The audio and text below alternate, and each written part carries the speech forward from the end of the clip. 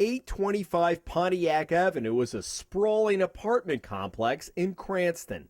It is also the address a woman named Donna Malo first gave when she applied for a loan in 2010 from the Providence Economic Development Partnership, a program run by the city's planning department aimed at helping Providence businesses that can't get traditional financing. Malo owns North Shore Construction and Electric, which ran into financial trouble 2 years ago, so she turned to the city of Providence for help in the summer of 2010. I never really got a straight answer to what was the economic development justification for the loan. Judith Riley of Providence has been a longtime critic of the PEDP and its loan program.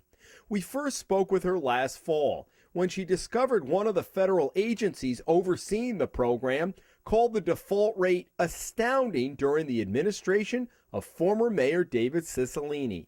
Riley says North Shore's loan bothered her right from the start. What was the red flag on this one that stood out for you? All I could discover about this one company was that it was a one-woman construction or contracting company that was located in Cranston. Riley put in a public records request for the file.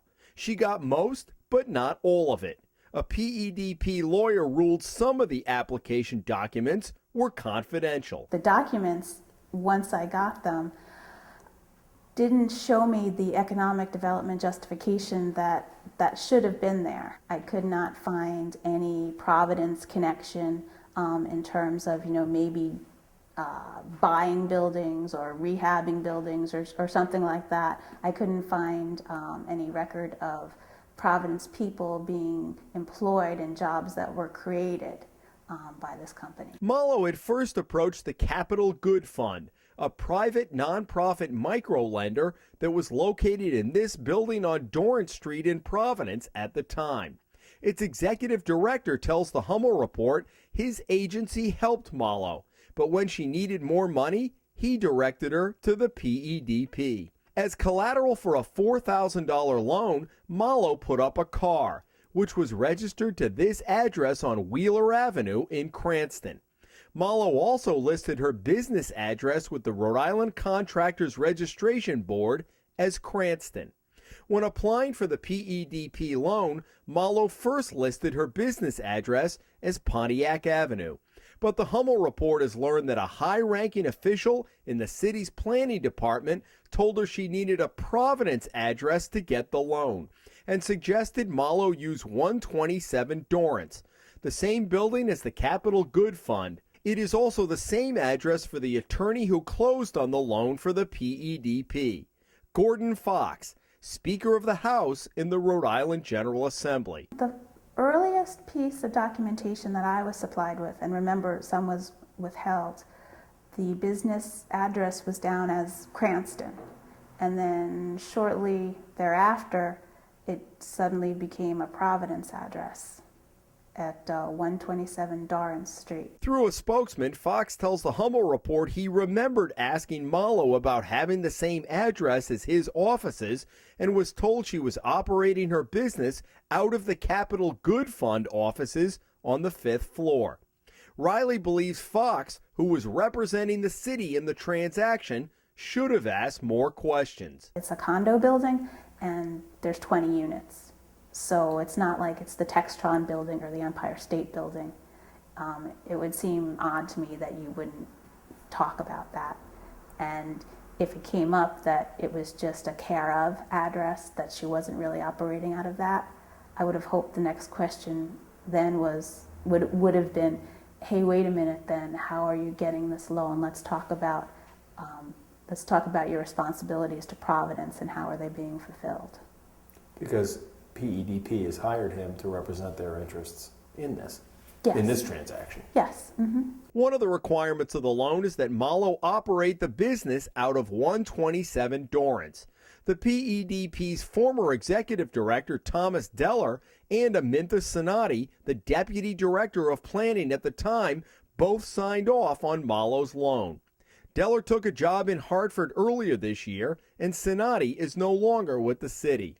Meanwhile, to begin drawing on the loan, Malo began faxing work invoices from this office max in Cranston. They included work on this house in North Providence, another in Cranston, and Salito's Liquors in South Providence. When you started to look through the file and you saw the documentation that she was submitting, what were some of the concerns that you had?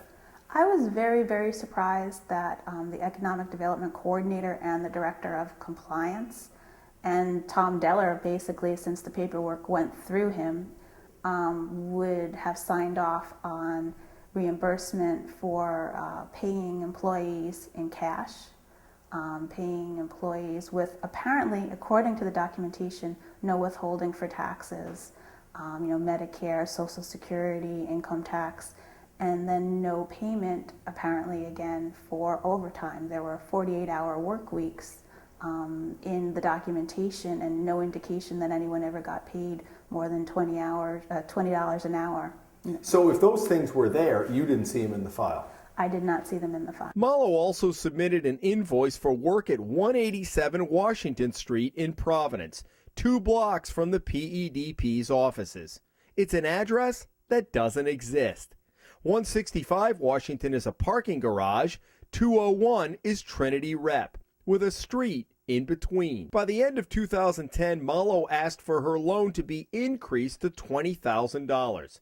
PEDP approved it with no additional collateral requirements. Most of the money, $18,000 and change of this loan, was paid out for what seemed like casual hourly labor, some of which took place before the loan was even issued.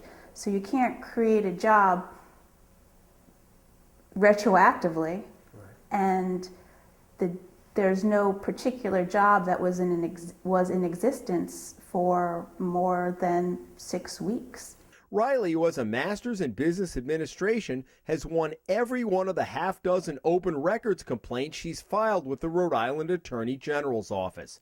She's filed another complaint in this case saying the city is improperly withholding information on Mallow's loan, citing confidentiality, when some of the documents it produced contained personal information such as her car's vehicle identification number and Mallow's cell phone number. I suspect there might be information on these applications that would confirm my worry that somewhere at some point staff decided to use that Providence address and give that out on all the paperwork that might end up before the board or might end up before well, not the public, because they thought at that point they were safe from the public, but might end up before the Economic Development Administration of the U.S. government, who actually, they're the funding source for these loans. Mallow was granted a payment moratorium last fall that ended in March. A spokesman for the mayor tells the Hummel report Mallow has not resumed payments, and her outstanding balance to the city now exceeds $22,000. Mallow did not respond to our emails or phone messages. Some people could say, hey, it's a $20,000 microloan. Is your concern that the same procedures and principles and review and all of that for a $20,000 loan might be going to a $500,000 or an $800,000 loan? Oh, absolutely. I think that it's very important to have internal controls, and they either work or they don't work. In this case, I'm not seeing the type of very basic internal controls that would have, had people asking questions about this. And Riley says while the Taveras administration and its economic development director, Jim Bennett, have made a good faith effort to clean up the program, she says it's time to start again from scratch. If managed properly, do you think this is a program that can work, or do you think there are some real concerns about whether taxpayer money should be getting involved in private businesses? Is there a model where it could work? This could work in theory, but at this point I'm just convinced that Providence should not have this program, this economic development partnership anymore. I hate to hurt the feelings of new people there who may have been trying very hard, but this seems to be a very deep and tangled mess, and I'm not seeing on the part of the Taveras administration steps to pull it all apart and put it back together.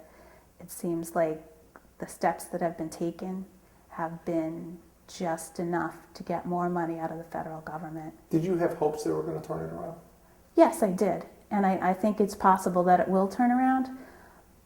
But for me, the important thing would be to have all the nasty parts come out in public, a complete and thorough investigation and a complete and thorough public report.